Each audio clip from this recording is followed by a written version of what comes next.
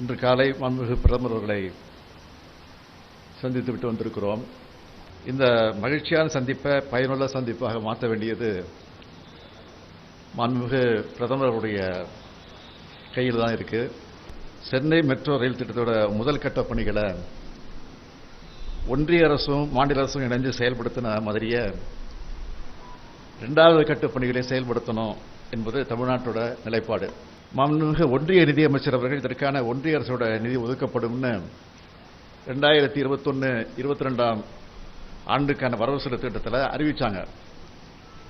இதைத் தொடர்ந்து ஒன்றிய அரசோட திட்ட முதலீட்டு வாரியம் இதற்கான ஒப்புதலை 2021 ஆண்டே வழங்குச்சு. இந்த பணிகளுக்கு இதுவரை 18,564 கோடி ரூபாய் செலவிடப்பட்டிருந்தாலும் இதுவரைக்கும் ஒன்றிய அமைச்சரையோட ஒப்புதல் வழங்கப்படாத காரணத்தினால இதுக்கான ஒன்றிய அரசோட நிதி தமிழ்நாடு அரசுக்கு வழங்கப்படலை. இதனால மெட்ரோ ரயில் திட்ட பணிகளில் தொய்வு ஏற்பட்டிருக்கு. எனவே தாமதமின்றி இந்த நிதியை உடனடியாக வழங்கப்பட வேண்டும்னு நான் கேட்டிருக்கிறேன். மும்மொழி கொள்கையை பின்பற்ற தமிழ்நாடு ஒத்துக்கல. எந்த ஒரு மாநிலத்தின் மேலேயும் மொழி திணிப்பு இருக்காதுன்னு தேசிய கல்விக் கொள்கை உறுதியளிச்சிருந்தாலும் இந்த திட்டத்துக்கான புரிந்துணர்வு ஒப்பந்தத்தில் இதுக்கான ஷரத்து இல்லை. எனவே இந்த ஒப்பந்தம் திருத்தப்படணும்னு ஒன்றிய அரசு கிட்ட சொல்லிக்கிட்டு வரோம். இந்த சூழ்நிலையில் புரிந்துணர்வு ஒப்பந்தம் கையெழுத்திடப்படாத காரணம் காட்டி ஒன்றிய அரசு நிதியை விடுவிக்காததால ஆசிரியர்களுக்கு சம்பளம் வழங்க முடியாமல் மாணவர்கள் கல்வி பாதிக்கப்படுற சூழலை உருவாக்கி இருக்கிறத சுட்டி காட்டியிருக்கிறோம். உடனடியாக இந்த திட்டத்துக்கான ஒன்றிய அரசோட நிதி அளிக்கப்படும்னு வலியுறுத்தி சொல்லியிருக்கிறோம். தேவையான இந்த முக்கிய கோரிக்கைகளை மாண்புமிகு பிரதமர் அவர்கள் நிறைவேற்றுவார்னு நம்புகிறேன். தமிழ்நாட்டுக்கு ஏராளமான கோரிக்கைகள் இருக்கு. அதையெல்லாம் தொடர்ச்சியாக வலியுறுத்திக்கிட்டு வரோம், தொடர்ந்து வலியுறுத்த போறோம்.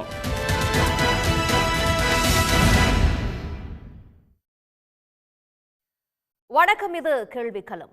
டெல்லி பயணத்தை மேற்கொண்டிருந்த தமிழ்நாடு முதலமைச்சர் பிரதமரோடு 45 நிமிடங்கள் அங்கே சந்தித்து பேசியிருந்தார். மிக முக்கியமான 3 கோரிக்கைகளை தமிழகத்தின் சார்பில் பிரதமரிடம் அவர் எடுத்துரைத்திருந்தார். இதில் நிதி பங்கீடு, மாநில உரிமை, மீனவர் பாதுகாப்பு என்ற 3 அம்சங்கள் முக்கியமானவையாக கருதப்படுகின்றது.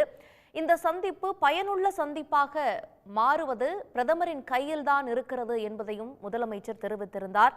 பிரதமரிடம் நேரில் கோரிக்கைகளை வலியுறுத்திய முதலமைச்சர் தமிழ்நாட்டின் கோரிக்கையை ஏற்பாரா பிரதமர் என்கின்ற அடிப்படையில்தான் இன்றைய கேள்விக்களம் கட்டமைக்கப்பட்டிருக்கிறது. நம்மோடு விவாதிப்பதற்கு விருந்தினர்களும் இணைந்திருக்கிறார்கள். அரங்கத்தில் மார்க்சிஸ்ட் கட்சியிலிருந்து திரு கே கனகராஜ் அவர்கள் இணைந்திருக்கிறார், அவரை வரவேற்கிறேன். அதே போல திமுகவிலிருந்து திரு சூர்யா கிருஷ்ணமூர்த்தி அவர்களையும் இந்நிகழ்ச்சிக்கு வரவேற்கிறேன். ஓய்வு பெற்ற ஐஏஎஸ் திரு பாலச்சந்திரன் அவர்களும் இணைந்திருக்கிறார், அவரை வரவேற்கிறேன். அரசியல் விமர்சகர் கோ ஸ்ரீனிவாசன் அவர்களையும் வரவேற்கிறேன். இன்னும் சற்று நேரத்தில் பாஜகவிலிருந்து ஜே.கே. நாகராஜ் அவர்களும் நம்மோடு இணைய இருக்கிறார். முதல்ல திரு கனகராஜ் அவர்களிடமிருந்து போகணும்னு நினைக்கிறேன். மிக முக்கியமான 3 கோரிக்கைகளை முதலமைச்சர் இன்று பிரதமரை நேரிலே சந்தித்தே எடுத்துரைத்திருக்கிறார். இது தொடர்ந்து தமிழ்நாடு வைத்து கொண்டிருந்த கோரிக்கை தான். இப்போ ஒரு 45 நிமிடங்கள் பேசியிருக்கிறோம். நிச்சயமாக இது பயனுள்ளதாக மாறும் என்று நம்புவதாகவும் சொல்லியிருக்கிறார் முதல்வர். இதை எப்படி பார்க்கலாம்? தமிழ்நாடு கேட்ட நிதியும் அந்த உரிமையும் இந்த சந்திப்பிற்கு பிறகு வரும்னு எதிர்பார்க்கலாமா?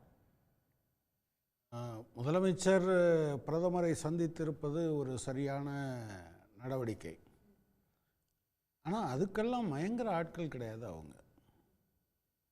அவங்க தொடர்ச்சியாக நீங்கள் மாநிலங்கள் இல்லாத ஒற்றை ஆட்சி முறையை நோக்கி போகணுங்கிறது தான் அவங்களுடைய எண்ணம்.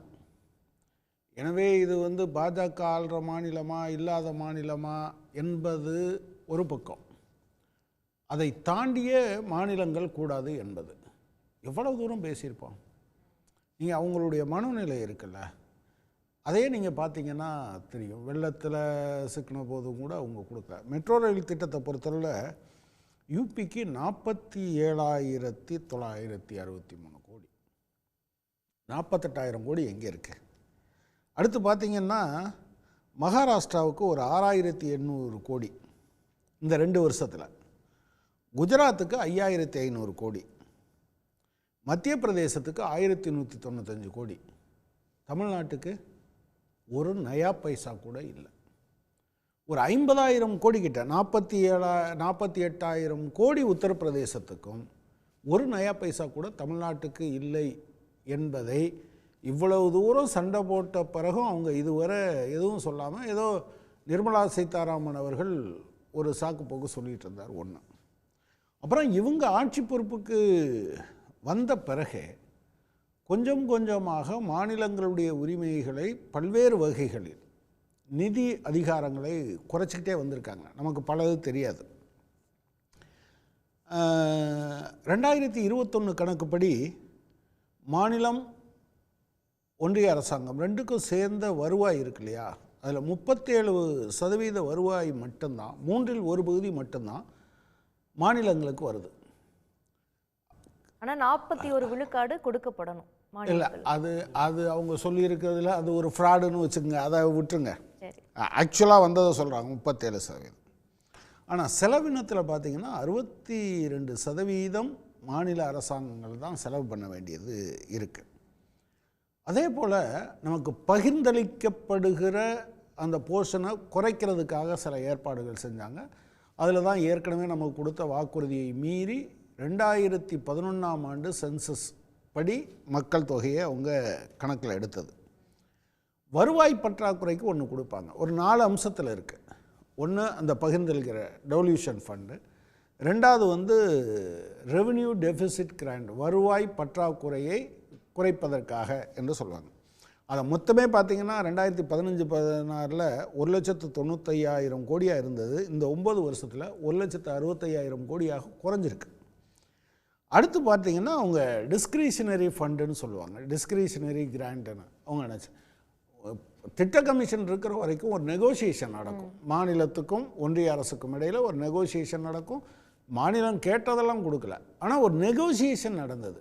இப்போ நிதி ஆயோக் நடக்கிறதே கிடையாது. அடுத்தது சென்ட்ரலி ஸ்பான்சர்டு ஸ்கீம் இருக்கு இல்லையா, அதை மாநிலங்களை ஸ்கியூஸ் பண்ணுறது. ஆரம்பிக்கும் போது இப்போ உதாரணமாக பயிர் காப்பீட்டு திட்டம் ஆரம்பிக்கும் போது 49-49-2, ஒன்றிய அரசு 49%, மாநில அரசு 49%, விவசாயி 2% பயிர் காப்பீட்டுக்கான பிரீமியத்தை கட்டணும். இப்போ 25% தான், நான் அதுக்கு மேலே தர முடியாதுன்னு ஒன்றிய அரசாங்கம் சொல்லிடுச்சு. தமிழ்நாட்டினுடைய பங்கு மட்டும் 16-17 566 கோடியாக இருந்தது. கடந்த ஆண்டு 2,500 கோடியாக மாறியிருக்கு. வேறு சென்ட்ரல் கவர்மெண்ட்டுடைய இது கம்மியாயிடுச்சு. அதே போல் போஸ்ட் மெட்ரிக் ஸ்காலர்ஷிப், SC/STக்கான போஸ்ட் மெட்ரிக் ஸ்காலர்ஷிப் சுதந்திரம் அடைகிறதுக்கு முன்னால் இருந்தே 75%, 75% ஒன்றிய அரசாங்கம், 25% மாநில அரசாங்கம். ஆக்சுவலாக அது 2 வருஷம் கொடுக்கவே இல்லை. அப்புறம் 60-40ன்னு மாற்றினாங்க. அது 2020 டிசம்பர் 3, 2020 திரு எடப்பாடி பழனிசாமி அவர்கள் ஒரு கடிதத்தை எழுதியிருக்கார் ஒன்றிய அரசாங்கத்துக்கு. நாங்கள் 7,600 கோடி கொடுத்துருக்கோம், எங்களுக்கு நீங்கள் 4,600 கோடி கொடுக்கணும், வெறும் 1,700 கோடியை மட்டும் கொடுக்குறீங்களேன்னு அவர் கதறினார்.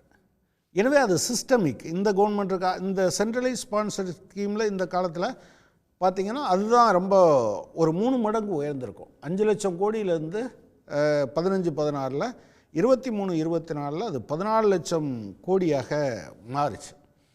இன்னொரு வகையில் நீங்கள் பார்த்தீங்கன்னா, அதாவது மாநிலங்களை எப்படியெல்லாம் நசுக்கிறாங்கன்னு, முன்னால் செஸ்ஸும் சர்சார்ஜும் என்ன பண்ணுவாங்கன்னா ஒரு குறிப்பிட்ட நோக்கத்துக்காக வாங்கினா அதோட நிறுத்திடுவாங்க. இப்போ ரோடு ஃபண்டுன்னு ஒன்று கலெக்ட் பண்ணாங்க, இதில் பெட்ரோல் டீசல் அதில் எல்லாம். அப்புறம் ரோடு அண்டு இன்ஃப்ராஸ்ட்ரக்சர் ஃபண்டுன்னு மாற்றினாங்க. அந்த இன்ஃப்ராஸ்ட்ரக்சர்னு மாற்றின பிறகு அவங்களுக்கு என்ன வந்துடுது, ஒரு சுதந்திரம் வருது. இன்ஃப்ராஸ்ட்ரக்சர்னு சொல்லி எதில் வேணாலும் மாற்றலாம் அப்படிங்கிறது. அதே போல் இன்னொரு பக்கத்தில் பார்த்திங்கன்னா, லோன் நீங்கள் வாங்கணுன்னா 3% நம்ம ஜிஎஸ்டிபியில் 3% மேலே வாங்க முடியாது மாநில மொத்த உள்நாட்டு உற்பத்தியில். அதுக்கு மேலே வாங்கணுன்னா அவங்க என்ன சொல்கிறாங்கன்னா, ஒன் நேஷன் ஒன் ரேஷன் கார்டுங்கிறத ஒத்துக்கோ. நகர்ப்புற உள்ளாட்சிகளில் இப்போ சொல்கிறாங்கல்ல, பிஜேபி கூட நிறையா ஆர்ப்பாட்டம் போராட்டம்லாம் நடத்துனாங்க, நாங்களும் கூட அதை குறைங்கன்னு சொன்னோம். ஆனால் அதில் ரொம்ப முக்கியமான பாயிண்ட்டு, இங்கே இருக்கக்கூடிய எல்லா வரியையும் கூட்டணும், வீட்டு வரியை கூட்டணும், சொத்து வரியை கூட்டணும், எல்லாவற்றையும் கூட்டணும். அடுத்து வந்து பார்த்திங்கன்னா பவர் செக்டார் ரிஃபார்ம்ஸை நீங்கள் கொண்டு வாங்க. அதாவது இந்த வருஷம் நம்ம எலக்ட்ரிசிட்டிக்கான கட்டணம் அதிகரிக்குது பார்த்தீங்களா, இதையெல்லாம் ஏற்றுக்கொண்டால் தான். ஆக்சுவலாக யார் இப்போ சொன்னது உதய் மின் திட்டத்திலிருந்து அது ஏராளமாக இருக்குது. உதய் மின் திட்டம் மட்டும் இல்லை, நீங்கள் மாநிலத்தின் கையில் இருக்கக்கூடிய எல்லா விதமான மின் திட்டங்களையும் தனியார் மயமாக்கிவிட வேண்டும் என்பதுதான் அவங்களுடைய இது. அதுக்கு ஒவ்வொன்றா சொல்லிக்கிட்டே வராங்க. அதில் ஒன்று, நீங்கள் ஒவ்வொரு ஆண்டும் நீங்கள் சிலருக்கு மேன்னு சொல்லியிருக்காங்க, சிலருக்கு ஜூலைன்னு சொல்லியிருக்காங்க. இந்த காலத்தில் நீங்கள் கட்டாயமாக மின்சாரத்தை கட்டணத்தை உயர்த்த வேண்டும் என்று சொல்லியிருக்காங்க. அப்புறம் அதே போல் இந்த ஸ்மார்ட் மீட்டர் பொறுத்துறது, இப்படி ஏராளமான விஷயங்கள் வந்து இப்போது சென்ட்ரலி ஸ்பான்சர்ட் ஸ்கீம் போன்ற விஷயங்கள் வந்து ஒன்றிய அரசால் மாநில அரசுகளின் மீது திணிக்கப்படுகிறது. அந்த ஸ்கீமை நீங்கள் இம்ப்ளிமெண்ட் பண்ணணும், இவ்வளோ ஷேர்ஸ் வந்து 2 பேர் பண்ணிக்கலாம்னு சொல்லுவாங்க. ஆனால் அந்த நிதி கொடுக்கப்படுவதில்லை. அந்த திட்டத்தை முழுமையாக அந்த மாநிலத்துக்கு தேவையோ இல்லையோ அந்த மாநிலம் நிதி கொடுப்பாங்க. ஆரம்பிக்கும் போது என்ன சொல்லுவாங்கன்னா, நாங்கள் 75% சொன்னதை 60% மாற்றுவாங்க, அதையும் ஒழுங்காக கொடுக்க மாட்டாங்க. ஒன்று. இப்போ அந்த பர்டன் மாநில அரசு மேலே தான் வரும். ஆமாம். இப்போ உதாரணமாக வீடு கட்டும் திட்டம் பிஎம் ஆவாஸ் யோஜனான்னு சொல்கிறாங்களே, நீங்கள் வந்து 1,20,000 60% கொடுப்பாங்க. அதாவது 72,000 மட்டும்தான் கொடுப்பாங்க. தமிழ்நாட்டில் கட்டப்படுகிற எல்லா வீடுகளுக்கும் 2,40,000 ரூபா கொடுக்கப்படுது. நீங்கள் வெறுமனே வந்து 72,000 ரூபா கொடுத்துருவாங்க அவங்க. மீதி இருக்கக்கூடிய 1,68,000 ரூபாயை யார் கொடுக்குறா? தமிழ்நாடு அரசாங்கம். ஆனா பிஎம் திட்டம்னு தான் அதுக்கு பெயர் வச்சுக்கிறாங்க, போட்டோ போட்டுக்கிறாங்கன்னு எம்பி கனிமொழி அவர்கள் கூட விமர்சிச்சாங்க. ஆமா. அப்போ இப்படி ஒவ்வொரு திட்டத்தையும் நீங்க சொல்லணும். இப்ப பிஎம் அது வந்து என்னது, பிரதமர் பயிர் காப்பீட்டு திட்டம் தான். ஆனா 25% தான் ஒன்றிய அரசாங்கம் கொடுக்கும். அதை கேட்டால் நாங்கள் பிஎம் தானே போட்டிருக்கோம், மோடினா போட்டிருக்கோம். அப்படித்தான் இந்த வந்தே பாரத் ரயிலை சொன்னாங்க. இப்போ நமோ பாரத் ரயில்னு மாற்றிக்கிட்டு இருக்காங்க. எனவே இது முழுக்க ஃபெடரலிசம், கூட்டாட்சி முறை என்பதை சீர்குலைப்பதற்கான ஒன்றிய அரசின் திட்டமிட்ட சதி.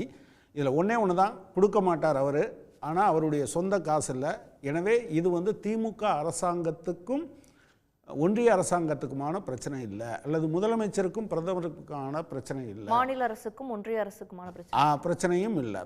தமிழக மக்களை வஞ்சிக்கிற ஒன்றிய அரசாங்கத்துக்கும் தமிழக மக்களுக்குமான பிரச்சனை.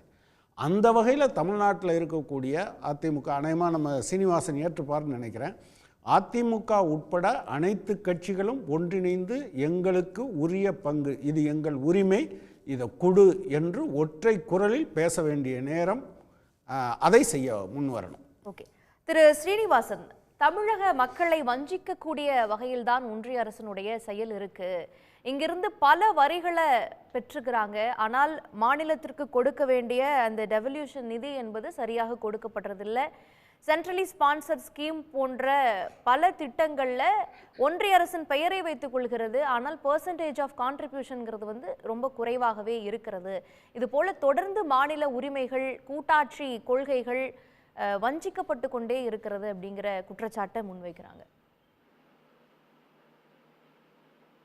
வணக்கம். அதாவது அதிமுகவினுடைய பார்வை வந்து இதைத்தான் சொல்கிறோம். என்னென்னா, தொடர்ந்து தமிழக மக்கள் வஞ்சிக்கப்படுகிறது. மத்திய அரசு எந்த அரசாக இருந்தாலும் சரி, அதாவது தமிழகத்திற்கு கிடைக்கக்கூடிய அந்த நிதி பகிர்வு, நிதி ஆதாரன்றது வந்து தமிழ்நாட்டை வந்து வஞ்சிக்கிட்டு தான் தொடர்ந்து வஞ்சிக்கிறாங்க. இப்போ அதிமுகவோட ஆட்சி காலத்தில் இயற்கை பேரிடர்கள், அண்ணன் சொன்ன மாதிரி நம்ம கேட்டது ஒன்று, அவங்க நடந்த விதம் வேறு, நாட்டு மக்களுக்கு தெரியும். அப்போ அதிமுகவினுடைய அரசு, அம்மாவின் அரசை தலைமையேற்று நடத்திய அண்ணன் எடப்பாடியாருடைய அரசு பல்வேறு சிக்கல்களையும் சிரமங்களையும் சந்தித்து தான் அவங்க வந்து பல்வேறு தமிழ்நாட்டிற்கான தேவையான வளர்ச்சியை வந்து அவங்க உருவாக்கி கொடுத்தாங்க. மருத்துவக் கல்லூரியாக இருக்கட்டும், பாதுகாக்கப்பட்ட வேளாண் மண்டலம், இந்த விஷயத்தை எடுத்து சொல்வது போல அன்று எடப்பாடி பழனிசாமி அவர்கள் மாநில உரிமைக்காக வெளிப்படையாக குரல் கொடுத்திருந்தாரா? அன்னைக்கு இருந்தே இந்த அழுத்தங்கள் வந்து பதிவு செய்யப்பட்டதா அப்படிங்கிற கேள்வி இருக்குல்ல. இல்லை, ஒரு மிகப்பெரிய ஒரு தர்ம யுத்தம், மகா யுத்தம், மௌன யுத்தம் அதிமுகவோட காலத்தில் நடந்தது. மாற்றுக்கருத்து கிடையாது. உரிமைகளை வந்து என்னைக்கு அதிமுக விட்டு கொடுத்ததே கிடையாது. அதாவது உரிமைகளுக்காக குரல் கொடுக்குற ஒரு மாபெரும் இயக்கம். நான் ஒன்றே ஒன்று கேட்குறேன். ஒரே வார்த்தை தான் சொன்னோம், ஒரு முறை தான் அழைத்தோம். உடனே அமைச்சர் வந்து முன்னாள் முதலமைச்சருடைய நாணய வெளியீட்டு விழாவில் கலந்துக்கிட்டாருன்னு தம்பட்டம் அடித்தாங்கல்ல. இப்போ நாடாளுமன்றத்தில் பெரிய அளவில் இன்றைக்கி வந்து பெரும்பான்மையான திமுக உறுப்பினர்கள் அங்கே வகிக்கிறாங்க. ஜிஎஸ்டியை பொறுத்தவரையும் தமிழ்நாட்டில் 2வது இடம் வந்து தமிழ்நாட்டுக்கு உண்டு எல்லா மாநிலங்கள்லையும். அப்போ நிறைய நிதி பகிர்வாய் வந்து மத்திய அதை அம்மா காலத்தில், புரட்சித் தலைவி அம்மா காலத்தில் நீங்கள் பார்த்தீங்கன்னா இந்த மெட்ரோ ஃபேஸ் 1 மிகப்பெரிய ஜப்பான் கூட்டுறவு முகமை அந்த நிறுவனத்தோட தொடர்பு வச்சு வளர்ச்சியை வந்து மெட்ரோ வந்து எப்படி கொண்டு வரணுங்கிறது அதிமுக அடையாளமாக இருந்தது. அதிமுகவினுடைய காலங்களில் தான் அத்தனை பணிகளும் தொடங்கி இருக்குது.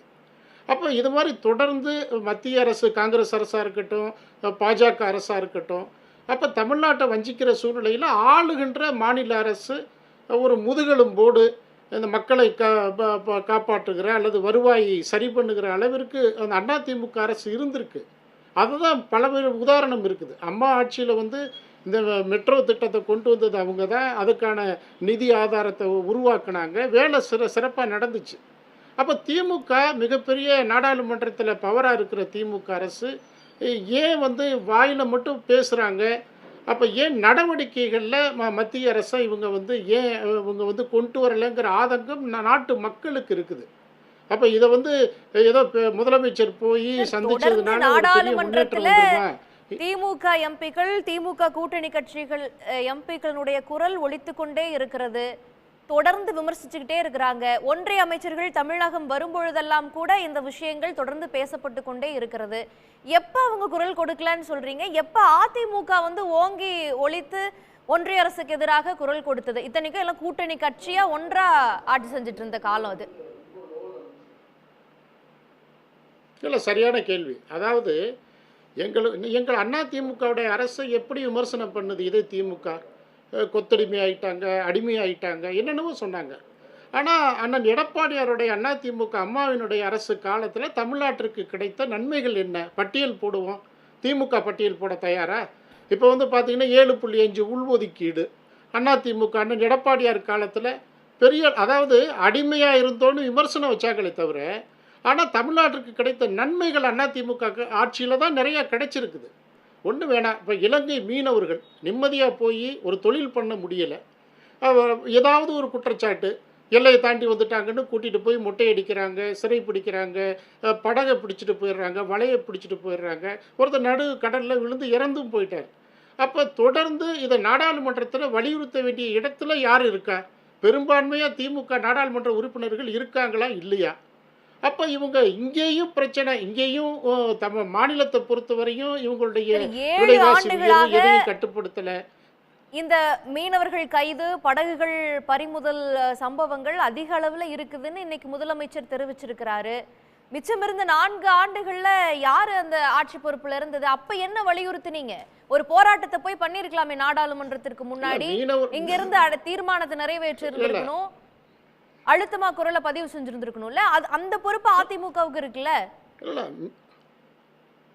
ஏங்க, மீனவர்களுக்காக குரல் கொடுக்கின்ற ஒரு மாபெரும் இயக்கம் அதிமுக தான். இப்போ கடந்த மாதத்தில் கூட ராமேஸ்வரத்தில் வந்து அதிமுகவுடைய பொதுச் செயலாளர் எடப்பாடியார் தலைமையில் ஒரு மாபெரும் ஆர்ப்பாட்டம் நடத்தினாங்க.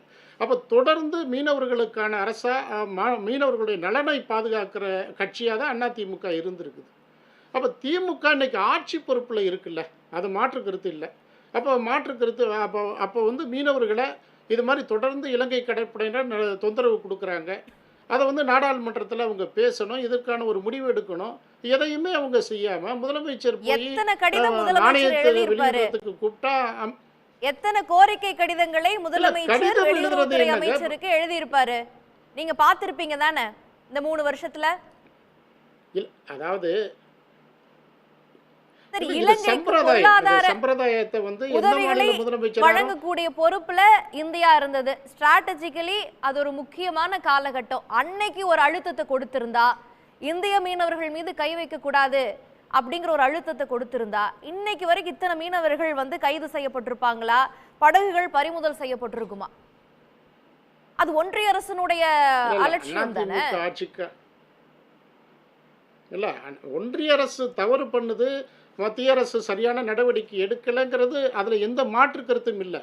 இல்ல ஆனா அத நீங்க அழுத்தமா மாநிலத்தில் சொல்லுங்க. இருந்து அது பிரதிநிதிகளாக டெல்லியை அலங்கரிக்கின்ற இடத்துல யார் திமுக இருக்கா? பார்த்துட்டு சும்மா இருந்ததுன்னு சொல்றீங்கல்ல, அதனால நான் கேக்குறேன். நீங்க அதையும் கணக்குல வச்சிருப்பீங்கல்ல? முதலமைச்சர் ஆ, வலியுறுத்திய இல்ல அது கோரிக்கைகள், கடிதங்கள் திமுக ஆட்சியில ஞாபகத்துக்கு வந்து போகும்ல?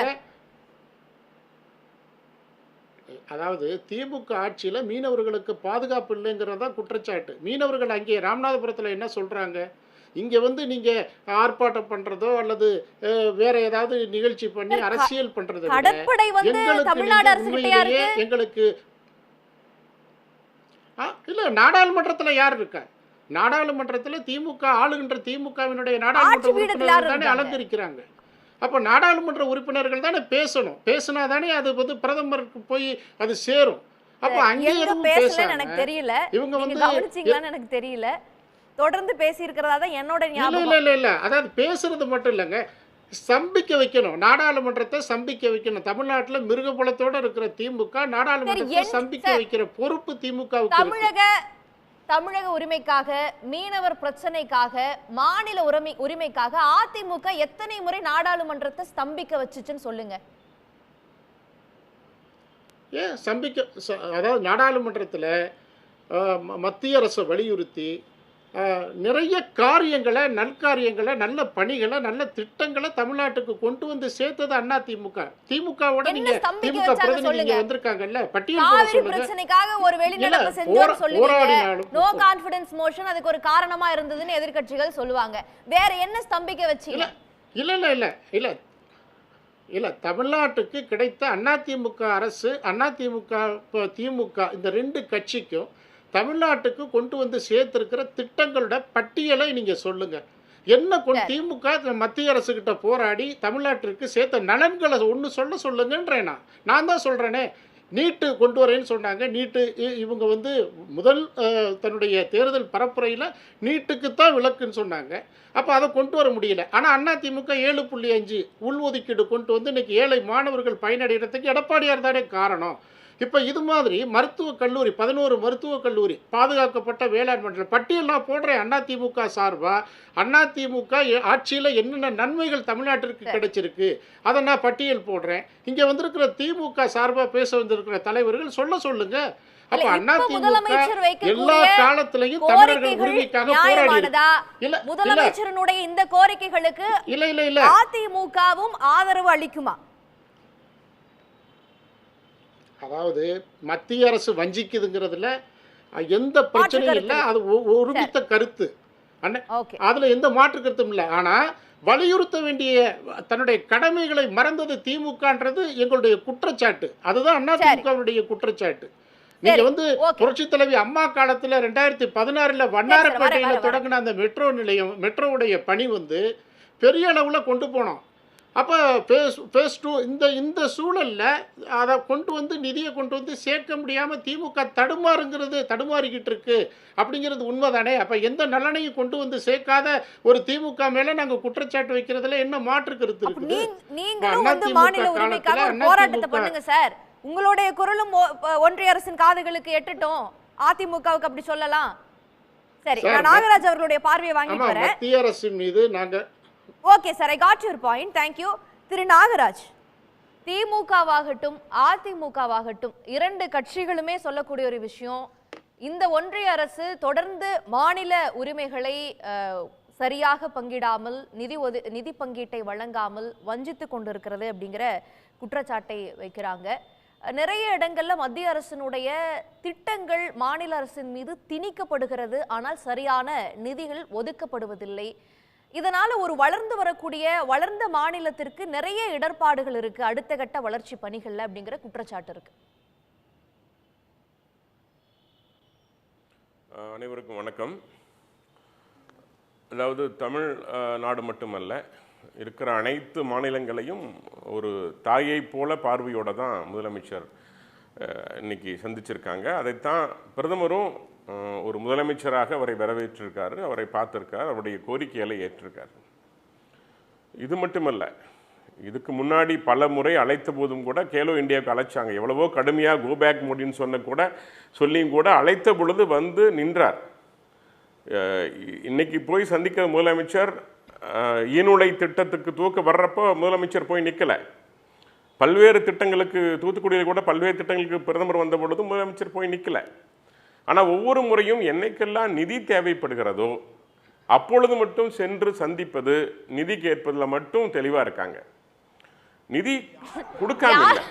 எங்க நிதியமைச்சர் தெளிவாக சொன்னாங்க, 10 லட்சம் கோடிக்கு மேல் பேச விடுங்க சார். நான் இங்க பேசுறேன், நீங்க சொல்றதெல்லாம் கேட்டு தான் இருக்கேன். நான் பேச விடுங்க. நான் பேசுறேன். 10 லட்சம் கோடிக்கு மேல் நிதி கொடுத்துருக்குது. இப்பொழுது நிதின் கட்கரி கூட திட்டத்தை தூக்கி வைக்க வந்தாங்க. இப்போ தூத்துக்குடியில் துறைமுகம் மிகப்பெரிய வளர்ச்சி பெறக்கூடிய விஷயம். அவங்க சொல்ற ஒரே குற்றச்சாட்டு, தமிழக அரசு வளர்ச்சி திட்டத்தில் கவனம் செலுத்துவதில்லை, வாக்கு வங்கி அரசியலில் கவனம் செலுத்துகிறது. மத்திய அரசு ஏதாவது பணம் கொடுத்தா அந்த பணத்தை வாங்கி எப்படி தங்கள் வாக்கு வங்கிக்கு சாதகமாக மாற்றிக்கொள்வது என்பதில் தெளிவா இருக்காங்களே ஒழிய தமிழ்நாட்டின் வளர்ச்சிக்கு மாற்றிக்கொள்வதில் அவங்க தெளிவா இல்லை, தயாராக இல்லை. நிதி மட்டும் வேணும், எங்களுக்கு நிதி வேணும். ஆனா மத்திய அரசு எதையும் எங்களை கேட்கக்கூடாது, நாங்க எந்த திட்டத்தை செயல்படுத்தினாலும் ஏற்றுக்கணும். இப்ப பாருங்க, அவங்க புதிய தேசிய கல்விக் கொள்கை இப்போ ஒரு 2 நாளுக்கு முன்பாக, ஒரு வாரத்துக்கு முன்பாக ஒரு செய்தி, கடந்த 13/9 சென்னை மாநகராட்சியில் 420 பள்ளிகள் 1.2 லட்சம் மாணவர்கள் படிக்கிறாங்க. அவங்க பிரான்சைஸ் ஆஃப் மெட்ராஸ் அப்படிங்கிற ஒரு ஒப்பந்தம், பிரெஞ்சு சொல்லித்தரக்காக ஒரு ஒப்பந்தம் போட்டிருக்காங்க. ஏற்கனவே நீங்கள் இருமொழி கொள்கைங்கிறீங்க, பிரெஞ்சு சொல்லித்தரக்கு எதுக்கு நீங்கள் சென்னை நகராட்சிக்கு நீங்கள் பள்ளிகளுக்கு ஒப்பந்தம் போடணும்? ஏன் சொல்லித்தரணும்? உங்களுக்கு இந்தியை ஏற்றுக்க மாட்டீங்க, ஆனால் பிரெஞ்சு ஏற்றுக்குவீங்க. ஆக என்ன நோக்கம்? புதிய தேசிய கல்விக் கொள்கையில் இந்தியை நீங்கள் வேணுமென்றால் விருப்பப்பட்டு படிக்கலாம். ஆனால் இன்னைக்கு இந்தி எழுதுவதில்லை, பாடத்திட்டத்தில் எழுதுறதில்லை, பரீட்சை எழுதுறதில்லை. 4ஆம் இடத்துல இருக்கு தமிழகம். அந்த அளவுக்கு மக்கள் விரும்பி இந்தியை படிக்கிறாங்க. அது இன்னைக்கு தேவையான ஒரு மொழியா மக்கள் கருதுறாங்க. ஆனா பணம் உள்ளவங்க ஹிந்தி படிக்க முடியும், ஏழை மாணவர்கள் படிக்க முடியுமா? ஆனால் ஏழை மாணவர்கள் படிக்கின்ற அந்த ஹிந்தியை கெடுக்கிறது தமிழக அரசு. அதுக்கு கேட்டா கொள்கை என்ன கொள்கை? இந்திய மொழியை மாணவர்கள் படித்து பயன்படுவதில் என்ன சிக்கல் இருக்கிறது? என்ன சார் உயர்ந்திர போகுது? புதிய இந்த கல்விக் கொள்கையில சொல்லப்பட்ட நிறைய அம்சங்களை நாங்கள் நிறைவேற்றி இருக்கிறோம். இருமொழி கொள்கைக்கு தான் மும்மொழி கொள்கை திணிக்கப்படாதுன்னு இன்னைக்கு இந்திக்காரங்க இல்ல இன்னைக்கு இந்தி மக்களுடைய ஆதிக்கம் இருக்கு. அதை மாற்றி ஒப்பந்தத்தை கொடுங்க, கையெழுத்திடுவோன்றாங்க. கையெழுத்திடவில்லை என்பதற்காக நிதியை ஒதுக்காமல் இருப்பது 32 மாநிலங்கள் ஒப்பந்தம் இல்ல ரைட் டு எஜுகேஷனுக்கு எதிரானது, மாநில 32 மாநிலங்கள் ஒப்பந்தமிட்ட 32 மாநிலங்கள் கையெழுத்திட்ட புதிய கல்விக் கொள்கையில ஏற்றுக்கொள்வதில் உங்களுக்கு என்ன பிரச்சனை? நீங்க நடத்துற திமுக நடத்துற பள்ளிகள்ல 70க்கும் மேற்பட்ட பள்ளிகள்ல, திமுக தலைவர்கள் நடத்துற பள்ளிகள்ல இந்தி சிபிஎஸ் சிலபஸ் இருக்குது. ஏன்னா நீங்க அது இல்லைன்னு சொன்னா குழந்தைங்க படிக்க வரமாட்டாங்க. ஆனா அரசு பள்ளி மாணவர்கள் படிக்கணும்னா ஹிந்தி வேண்டாங்கிறீங்க. அப்ப இந்தி அறிவு பெற்றுவிடக்கூடாது. மோடிஜி இல்ல, ஒரு நிமிஷம் நான் புடிச்சறேன். மோடிஜி அவர்கள் பேசுவது தமிழ் மக்களுக்கு ஹிந்தி புரிந்துவிடக்கூடாது. ஹிந்தி இல்லாமலேயே ஜிஆர் ரேட்ல தமிழ்நாடு முதன்மை மாநிலமாக இருக்குல்ல, என்ன குறைஞ்சு போச்சு இங்க இருக்கக்கூடிய கல்வியின் தரத்துல? நீங்க எதுக்கு திணிக்கிறீங்க? இந்த இருந்தால்தான் இது என்பது ஒரு திமுக காரணம் சொல்றீங்களா? நான் சொல்ற ஒரே விஷயம், 32 மாநிலங்கள் ஏற்றுக்கொள்ளக்கூடிய ஒரு விஷயத்துல தமிழக அரசு அடம்பிடிப்பது ஏன்னு கேட்கிறேன் நானு. இங்க இருக்கிற மக்கள் விரும்புகிறார்கள், மாணவர்கள் விரும்பி படித்துக் கொண்டிருக்கிறார்கள்.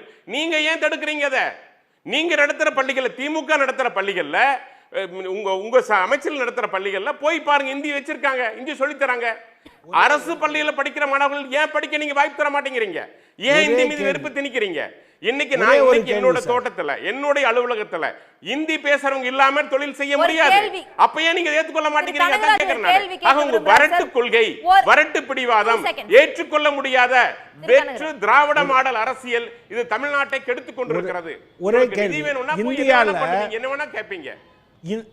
இந்தியாவில் எந்த மாநிலத்திலையுமே 69% இடஒதுக்கீடு இல்லை. தமிழ்நாட்டில் இருக்கணுமா வேண்டாமா? எல்லாரும் ஏத்துக்கிட்டாங்க, நீங்க ஏன் ஏத்துக்க மாட்டேன்னு கேக்குறீங்கல்ல? எல்லாரும் 50%க்குள்ள இருக்கும்போது தமிழ்நாடு மட்டும் 69% இருக்கிறத ஏத்துக்கிறீங்களா மறுக்கிறீங்களா? ஒரு வார்த்தையில பதில் சொல்லுங்க. ஜாதி வேரி கணக்கெடுப்ப நீங்களே எடுக்கலான்னு உச்சநீதிமன்றம் சொல்லி இல்ல 69% ஏற்கிறீர்களா மறுக்கிறீர்களா? நீங்க சோசியோ எக்கனாமிக் ரேஷியோ எடுங்க, எடுத்து ரிசல்ட் எடுத்து கொடுங்க. எந்த சமுதாயம் மோடி எடுக்க கூடாதுங்கறாரே சார் உச்சநீதிமன்றத்துல. அதையும் தூக்கி மத்திய அரசு மேல போடுறீங்க. ஸ்ரீனிவாசன் குறுக்கிட விரும்புறாரு. மத்திய அரசு மாநில அரசு பணிதா என்ன? ஸ்ரீனிவாசன் பார்வையும் கேட்போம். 18% ஜிஎஸ்டில 9% ஜிஎஸ்டி உங்களுக்கு வருது. இந்த 9% ஜிஎஸ்டி தான் மத்திய அரசு பல வேலைகளை செய்யுது. அதை ஏற்றுக்கொள்ளாமல் தொடர்ந்து ஒவ்வொரு முறையும் மத்திய அரசின் மீது வெறுப்பு அரசியலை திணிப்பது ஏன் அப்படிங்கறத என் கேள்வி. ஏன் கேட்போம். திரு ஸ்ரீனிவாசன், ஏன் மத்திய அரசின் மீது தொடர்ந்து மாநில கட்சிகள் வெறுப்பு அரசியலை திணிக்கிறாங்கன்றாரு. சிறிய குறுக்கீடு. இல்ல அதாவது நாகராஜன் சார் சொன்னார்ல, திமுக கட்சிக்காரங்க நடத்துகிற பள்ளிக்கூடத்தில் இந்தி படிக்கிற மாணவர்கள் இருக்கிறாங்க. அதனால் அவங்க மட்டுமே தமிழ்நாடு இல்லை. தமிழ்நாடுங்கிறது தமிழ்நாடு அரசில் ஏன் இந்தியை சொல்லிக் கொடுக்க உங்களுக்கு தயக்கம்னு நீங்கள் கேட்டீங்க இல்லையா? அதற்கு காரணம் தமிழ்நாடு பெரியார் அண்ணா வகுத்த அந்த கொள்கை ரீதியான மண் இது. அதனால மாநில உரிமைக்கு தகுந்தபடி இந்தின்றது நிச்சயமா ஏற்றுக்கொள்ள முடியாத ஒரு செயல். தமிழ்நாட்டுல இல்ல நான் என்ன கேட்கிறேன்னா, தமிழ்நாட்டுல இந்தி படிச்சாதான் மத்திய அரசு நிதி ஒதுக்குன்னு சொல்ல வரீங்களா? தமிழ்நாட்டுல இந்தி படிச்சாதான் உரிமை, மாநில உரிமை நிதி தருவீங்கன்னு சொல்ல வரீங்களா நீங்க? நிதி பகிர்வு அப்பதான் சொல்ல வரீங்களா நீங்க? இல்ல இது இது என்னங்க இது? அதாவது ஒரு தமிழ்நாட்டுல தமிழ்நாட்டுடைய உரிமையை காலி பண்றீங்க. நம்முடைய தொழிலதிபர்கள் ஹிந்தி சார் போகணும் சார். அங்க இருந்து பிழைக்க வர இந்திக்காரரை தமிழ் படிக்க சொல்லுங்க சார். நாம இங்க இருந்து இங்க பிழைக்க வர இந்திக்காரங்களை தமிழ் கத்துக்க சொல்லுங்க. நான் என்ன கேக்குறேன், அங்க இருந்து இங்க பிழைக்க வர இந்திக்காரங்களை தமிழ் பேச சொல்லுங்க. அதுல உங்களுக்கு என்ன தயக்கம் கேக்குறேன். பிரதமர் இருங்க, நான் ஏன் படிச்சு கூடாது? நீங்க ஏன் அதை தடை செய்றீங்க? இருங்க நீங்க ஏன் ஹிந்தி மீது வெறுப்பு திணிக்கிறீங்க? பிரதமர் நொடிக்கு நொடி திருவள்ளுவரை பேசுறீங்கல்ல. பாஜகவை பொறுத்தவரையும் பிரதமரை பொறுத்தவரையும் நொடிக்கு நொடி திருவள்ளுவர் புகழ உலகமெல்லாம் பேசுறீங்கல்ல. ஆனா தமிழ் பேசுறாரு, திருவள்ளுவரை சொல்றாருல்ல, பாரதியார சொல்றாருல்ல. அப்ப தமிழ்நாட்டுல நீங்க இந்திய படிக்க சொல்றது என்ன வகையில நியாயம்? தமிழ்நாட்டுல நீங்க இந்தி பிழைக்கிற ஆட்கள் தமிழ் பேச சொல்லுங்க. டெல்லியில நடந்தாலும் குஜராத்ல நடந்தாலும் பிரதமர் போய் திருக்குறள் பேசுறாரு. கட்டாயப்படுத்தல. ஆனா படிக்கிறவங்களை ஏன் வேண்டாம்னு சொல்றீங்க? படிக்கிறதுக்கு வாய்ப்பு கொடுங்க. மூன்று மொழி கொள்கையில விரும்புறவங்க படிக்கலாம், தமிழும் படிக்கலாம், ஹிந்தியும் படிக்கலாம். நீங்க ஏற்றுக்கொள்ளுங்க, விரும்புறவங்க படிச்சிட்டு போறாங்க. ஏன் நீங்க தடுக்கிறீங்கறதா என் கேள்வி. ஒரு நிமிஷம் சார். தமிழ்நாட்டு மாணவர்கள் இந்தி கத்துக்கணும்னு நீங்க சொல்றத நான் ஏத்துக்கிறேன், நான் மறுக்கல. தமிழ்நாட்டில் இருக்க கேந்திரிய வித்யாலயால ஏன் தமிழ் சொல்லிக் கொடுக்க மாட்டேன்றீங்க? மும்மொழி கொள்கையை பத்தி இவ்வளவு பேசுறீங்கல்ல. உத்தரப்பிரதேசத்தில் என்ன மும்மொழி கொள்கை? தமிழ்நாட்டில் ஏன் கேந்திர வித்யாலயால தமிழ் சொல்லிக் கொடுக்க மாட்டேன்றீங்க? தமிழ்நாட்டில் இருக்கிற கேந்திர வித்யாலயால அதுக்கு ஒரு நல்ல காரணம் சொல்லுங்க சார். சார், புதிய கல்வி கொள்கையில நீங்க அடாப்ட் பண்ற இல்ல அதை விடுங்க. இப்போ நீங்க கேந்திரிய வித்யாலயால சொல்லுங்க. சொல்லி முடிச்சிடுறேன் சார். நீங்க புதிய கல்வி கொள்கையை அடாப்ட் பண்றதை பத்தி நான் பேசுறேன். விருப்பப்பட்டு நீங்க எடுக்கிற அந்த புதிய கல்விக் கொள்கையில் உங்களுடைய விருப்ப பாடமாக 3 கொள்கைகள் உங்களுடைய தாய்மொழியை எடுத்துக்கொள்ளலாம். அப்புறம் ஏன் நீங்க தடுக்கிறீங்க என்னோட கேள்வி. நீங்க ஏன் சொல்லி கேந்திரிய வித்யாலயால ஒரு வாய்ப்பு இருக்கும்போது அதை ஏன் மறுக்கிறீங்கங்கிறது என் கேள்வி. உங்க நோக்கத்தை நான் சந்தேகிக்கிறேன். இந்தியாவுடைய அதிகாரிகள் சேர்றாங்க. இப்ப நவோதயா பள்ளிகள் இருக்குது. நீங்க ஒரு மாணவனுக்கு 82,000 ரூபாய் அரசு தருகிறது, மத்திய அரசு தருகிறது. ஒரு பள்ளி கூட கிடையாது. நீங்க ஆட்சி கூட கம்யூனிஸ்ட் நடத்துற கேரளாவில் ஏகப்பட்ட பள்ளிகள், நவோதய பள்ளிகள் இருக்கிறது. ஆனா தமிழ்நாட்டில் ஒரு பள்ளிகள் கிடையாது. ஒரு மாணவனுக்கு 82,000 ரூபாயை மத்திய அரசு தருகிறது. அதை நீங்க ஏற்றுக்கொள்ளல.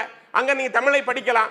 ஆனா நீங்க உங்களுடைய வரட்டு கேந்திரிய வித்யாலயால ஏன் தமிழ் சொல்லி தர மாட்டேங்கறாங்க? அந்த கொள்கையினால என்ன பயன் மாணவர்களுக்கு நான் கேக்குறேன். இது என்னன்னா, உங்களுக்கு நீங்க ஒரு கொள்கை வச்சுக்குவீங்க, திராவிட நாடுங்கிற ஒரு கொள்கையை வச்சுக்குவீங்க. ஒரே கையெழுத்துல நீட் நிக்கிறேன்னு சொன்னீங்க, செஞ்சீங்களா சார்?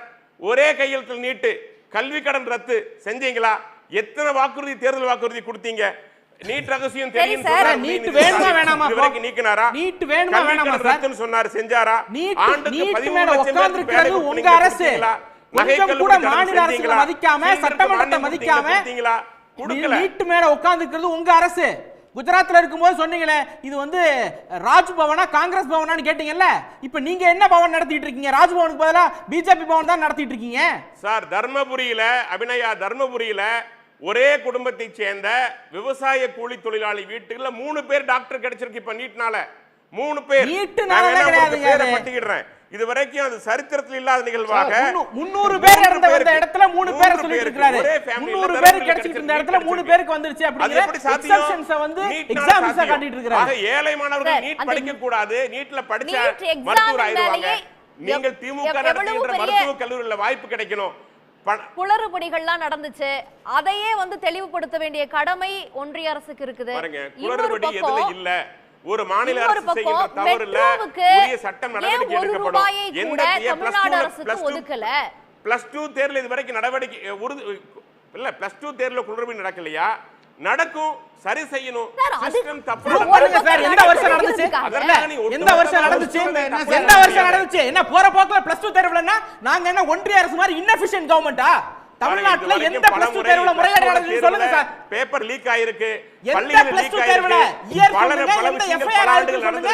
என்ன போராட்டம் நீங்க பண்ணீங்கன்னு சொல்லுங்க. நாங்க என்ன இன்எஃபிஷியன்ட்டா மாதிரி ஏதோ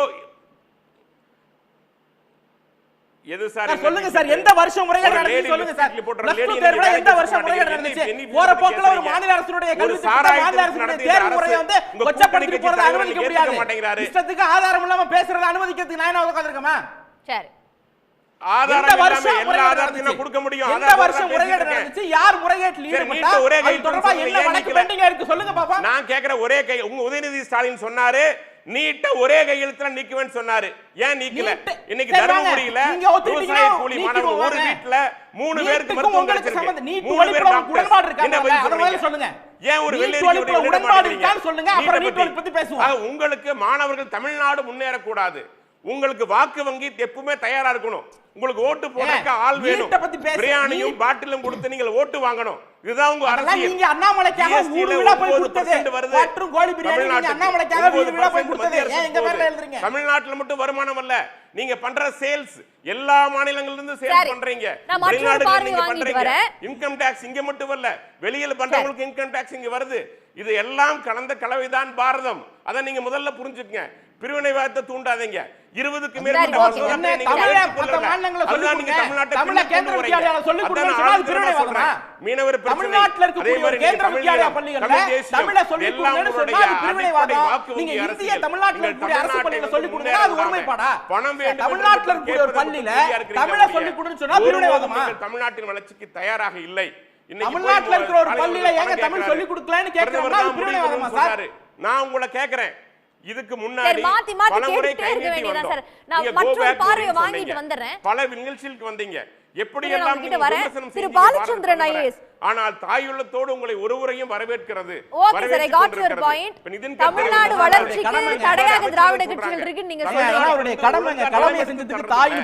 தமிழ்நாடு அரசு எங்களுக்கு வேண்டிய நிலங்களை தருவதில்ல. பல ரயில்வே திட்டங்கள் இதனாலேயே தடைபட்டு இருக்கிறது. திரு பாலச்சந்திரன் எல்லாம் காரணம் யாரு? I got your point திரு நாகராஜ்.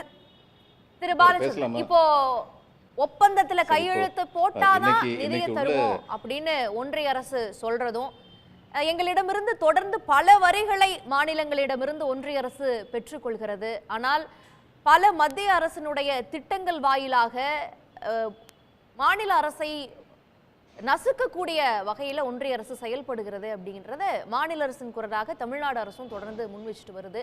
இன்று முதலமைச்சர் வைத்த இந்த 3 கோரிக்கைகள் இதெல்லாம் நீங்க எப்படி பாக்குறீங்க? முதலமைச்சர் கண்ணியத்தோடு சொல்லியிருக்காரு, இந்த சந்திப்பு மகிழ்ச்சிகரமானதாக இருந்தது. That shows the basic politeness. அடுத்து இது பயனுள்ளதாக ஆகுமா அப்படிங்கிறது பிரதம மந்திரி கையில் இருக்குது அப்படின்னு சொல்லி கரெக்டாக சொல்லியிருக்காரு. இங்கே சில கருத்துக்கள் சொல்லப்பட்டன. முதல்ல சொன்ன கருத்து என்னென்னா, 40 MP இருக்காங்களே, மிருகபலம் இருக்கே, ஏன் அவங்க ஒன்றுமே செய்யலைன்னு. இப்போ அவங்க போய் இதை அங்கே போய் எவ்வளோ பேசினாலும், இவர் எவ்வளோ கடிதம் எழுதினாலும் இறுதி முடிவெடுக்க வேண்டியது ஒன்றிய அரசு. அவங்க முடிவெடுக்கலைன்னா சரி, இவங்க என்ன செஞ்சாங்கன்னு கேட்கறதுல அர்த்தமே கிடையாது. அவங்க நிச்சயமாக போராடி இருக்காங்க. அதுக்கப்புறம் சம்மந்தப்பட்ட அமைச்சர்களை சந்தித்து பேசியிருக்காங்க. இது ஒன்று. ரெண்டாவது என்ன சொல்லப்படுதுன்னா, 32 ஸ்டேட் சொல்லுது, நீங்கள் மட்டும் ஏன் அதை எடுத்துக்க மாட்டேங்கிறீங்க அப்படிங்கிறாங்க. நான் ஒன்று கேட்குறேன், நீட்டை முதல்ல ஆட்சேபிச்சது தமிழ்நாடு தன்னந்தனியாக. இப்போது மகாராஷ்டிரா ஆட்சேபிக்குது, கர்நாடகா ஆட்சேபிக்குது, வெஸ்ட் பெங்கால் ஆட்சேபிக்குது. அவங்களுக்கு அதனுடைய தீமை கொஞ்சம் லேட்டாக தெரிஞ்சிருக்கு. அப்போ நம்ம பேசவே கூடாதா? எது நல்லது எது கெட்டதுங்கிறத பேசவே கூடாதா? அடுத்து பேசுகிற பேச்சில் வந்து இது வந்து ஒரு விவாத மேடையாக இருக்கணும், வாத மேடையாக இருக்கக்கூடாது. விவாதத்தில் வந்து சரியான புள்ளி விவரங்கள் கொடுக்கப்பட வேண்டும். இந்த புதிய கல்விக் கொள்கையை ஏன் ஏற்றுக்க மாட்டேங்கிறீங்கன்னு கேட்குறாரு திரு நாகராஜன். நான் ஒரே ஒரு கேள்வி கேட்குறேன். புதிய கல்விக் கொள்கை இந்த நேஷனல் எஜுகேஷன் பாலிசியில் என்ன சொல்கிறாங்க, கிளாஸ் 10 முடிச்சதுக்கப்புறம் +2க்கு போகிறதுல 50% கூட போக மாட்டேங்கிறாங்க. அதனால் இன்னும் சில ஆண்டுகளில் 50 விழுக்காடாவது போகிறதுக்கான வழிமுறையை செய்யணும். இது அவங்களுடைய நோக்கங்களில் ஒன்று. ஐயா, தமிழ்நாட்டில் இது ஏற்கனவே வந்து 50% வந்துருச்சு, எங்களுக்கு எதுக்கு இது? இதுக்கு திரு நாகராஜ் அவர்கள் பதில் சொன்னார்னா கரெக்டாக இருக்கும். அடுத்து வந்து நாகராஜ் அவர்கள் என்ன சொல்கிறாரு, தாய்மை உள்ளத்தோட பிரதம மந்திரி வந்து இங்கே வர்றாரு, தூத்துக்குடிக்கு வந்தார். இந்த தாய்மை உள்ளத்தோடு வந்தவங்க தான் இந்த வெள்ளத்துக்கு இன்றைக்கு வரைக்கும் 1 பைசா கூட கொடுக்கல. அது ஏன்? அது என்ன தாய்? மாற்றாந்தாயா தாயா அப்படிங்கிற கேள்வி வரத்தானே செய்யும். அடுத்து வந்து அதை குடிச்சு 10 லட்சம் கோடி கொடுத்தோம், இது சொல்லிக்கிட்டே போகலாம். 10 லட்சங்களாம் 20 லட்சங்களாம், அதில் என்ன கஷ்டம் இருக்குது? கனகராஜ் அவர்கள் குறிப்பிட்ட துறைகளில் எந்த அளவிற்கு பணம் கொடுக்கப்பட வேண்டும், ஆனால் கொடுக்கப்படவில்லை அப்படின்னு சொன்னார். அது மாதிரி புள்ளி விவரங்கள் சொன்னால் வரவேற்கலாம். 20 லட்சம் கோடி கொடுத்தேன் அப்படின்னு சொல்லிகிட்டே போகலாம். 20 லட்சம் என்ன, 50 லட்சம் கோடி கொடுத்தேன்னு கூட தான் சொல்லலாம். இன்று நம் கண் முன்னால் காண்கின்றது 2 விஷயம். கல்விக் கொள்கை, நீங்கள் எங்கள் புதிய கல்விக் கொள்கையை ஆதரிக்க ஏற்றுக்கலைன்னா நாங்கள் உங்களுக்கு வந்து ஸ்கூல் டீச்சர்ஸுக்கு சம்பளம் கொடுக்குற அளவு கூட நாங்கள் பணம் கொடுக்க மாட்டோம் அப்படின்னு சொல்கிறாங்களே, இது எந்த விதத்தில் நியாயம்? ஏன்னா இந்த கல்விக்காக வேண்டி தரப்படுகின்ற நிதி என்பது ஒரு குறிப்பிட்ட திட்டத்தின் கீழ் கொடுக்கப்படுகின்றது. அந்த திட்டம் இவர்களுடைய நேஷனல் எஜுகேஷன் பாலிசி வர்றதுக்கு முன்னாடி இருந்தே இருக்குது. இப்போ என்ன புதுசாக NEP கொண்டு வந்து நீ அதுக்கு ஒத்துக்கலைன்னா அந்த பழைய திட்டத்திலிருந்து நாங்கள் பணம் கொடுக்க மாட்டோம் அப்படின்னு சொல்கிறது எந்த தாய்மை மனப்பான்மை அப்படின்னு சொல்லி அவங்க சொல்லணும். இது வந்து சரியாக திரு கனகராஜ் சொன்னார். இந்த போராட்டம் திராவிட முன்னேற்ற கழகத்துடைய போராட்டம் இல்லை. இந்த வஞ்சிப்பு திராவிட முன்னேற்ற கழகத்துக்கு இழைக்கப்படுகின்ற வஞ்சிப்பு இல்லை. இது தமிழக மக்களுக்கு எதிரான யுத்தம். தமிழக மக்களுக்கு வஞ்சனை தொடர்ந்து செய்யப்படுகின்றது. அவர் வந்து சொல்கிறாரு, என் பால்காரன் வந்து ஹிந்தி பேசுகிறான், அதனால் நீங்கள் ஹிந்தி கற்றுக்கிடக்கூடாதுங்கிறாரு. என்னுடைய ஒரே கேள்வி, என்னுடைய பல நண்பர்கள் இந்தி பேசும் மாநிலங்களில் போய் வேலை பார்க்குறாங்க, அவங்க ஹிந்தி கற்றுக்கிட்டு இருக்காங்க. அந்த மாநிலத்தில் போகிறோம், அப்போ அங்கே போய் நம்ம வந்து ஹிந்தி கற்றுக்கணும் அப்படின்னு நினைக்கிறாங்க. பால்கார் வந்து தமிழ் தான் கற்றுக்கணும். இங்கே வர்றதுன்னா கரியாகாட்டில் வந்து இதில் கல்கத்தாவில் கரியாகாட்னு ஒரு பெரிய மார்க்கெட் இருக்குது. அங்கே சவுத் இந்தியன் பாப்புலேஷன் ரொம்ப அதிகம். அங்கே உள்ள பெங்காலிஸ் வந்து அங்கே பெண்கள் வரும்போது தமிழில் அம்மா வாங்க வாங்க பட்டுப்புடவையை பாருங்க அப்படின்னு சொல்லுவாங்க. வியாபாரம் முக்கியம், அதனால அவங்க வந்து கற்றுக்குறாங்க. இங்கே வந்தவங்க வந்து அவங்க மொழியை நான் படிக்கணும், ஆனால் நீ வந்து அவங்க வந்து ஏன் மொழியை படிக்க மாட்டாங்க அப்படின்னு சொல்கிறது வந்து ஒரு அகங்கார கூக்குரல். இது இந்த அகங்காரம் ரொம்ப நாளாக நடந்துகிட்டு இருக்கு. தமிழர்கள் என்ன உரிமைகள் பறிக்கப்படும் அப்படின்னு ரொம்ப நாளாக நடந்துகிட்டு இருக்கு. 2 விஷயம் கனகராஜ் சொன்னார் முக்கியமான, மாநிலங்களையே நசுக்குகின்ற முயற்சிகள் நடந்து. Mister Nagaraj, I kept quiet when you are talking. You keep quiet when I am talking. You can answer later. மாநிலங்களுக்காக உரிமைகளே பறிக்கப்பட்டு கொண்டிருக்கின்றன அப்படின்னு சொல்லி திரு கனகராஜ் சொன்னார். உண்மை, மாநிலங்களை முனிசிபாலிட்டி அளவுக்கு குறைக்கிற முயற்சி நடந்துகிட்டு இருக்கு. இதையும் தவிர தமிழகம் மாதிரியான மாநிலங்களில் ஏற்கனவே இருந்ததையும் குறைக்கிற முயற்சி நடந்துகிட்டு இருக்கு. அவங்களுக்கு வந்து தடுக்கிற முயற்சி. மெட்ரோ வந்து இவர் சொன்னார்ல, இவங்க வந்து பணம் கொடுத்தா இவங்களுடைய வாக்கு வங்கியை கூட்டிக்கிறாங்க, அதனால பணம் கொடுக்கக்கூடாது அப்படிங்கிற ஒரு வாதத்தை வச்சார். மெட்ரோ திட்டம் வர்றதுனால திமுகவுக்கு என்ன வாக்கு வங்கி கூடுது? பள்ளிகளுக்கு நிதி உதவி கொடுக்கறதுனால, பள்ளிக்கூட ஆசிரியர்களுக்கு சம்பளம் கொடுக்கறதுனால திமுகவுக்கு என்ன வாக்கு வங்கி கூடுது? Let's talk specifics. ஒவ்வொரு பாயிண்ட்டையும் பற்றி அந்த பாயிண்ட்டுக்கு பதில் சொல்லுங்க. அதுதான் சரியான விவாதமாக இருக்கும். That's all.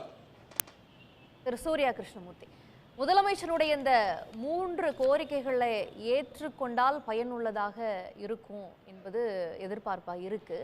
நம்பிக்கை இருக்கா நீங்கள் வச்ச 3 கோரிக்கையும் நிறைவேற்றப்படும் அப்படின்னு? அடிப்படையில் இந்த 3 கோரிக்கையில் முதன்மையான கோரிக்கை சென்னை மெட்ரோ 2ஆம் கட்டத்துக்கு வந்து நிதி ஒதுக்கீடு செய்ய வேண்டும், ஒன்றிய அரசினுடைய பங்குத்தொகையை கொடுக்க வேண்டும் அப்படிங்கிறது.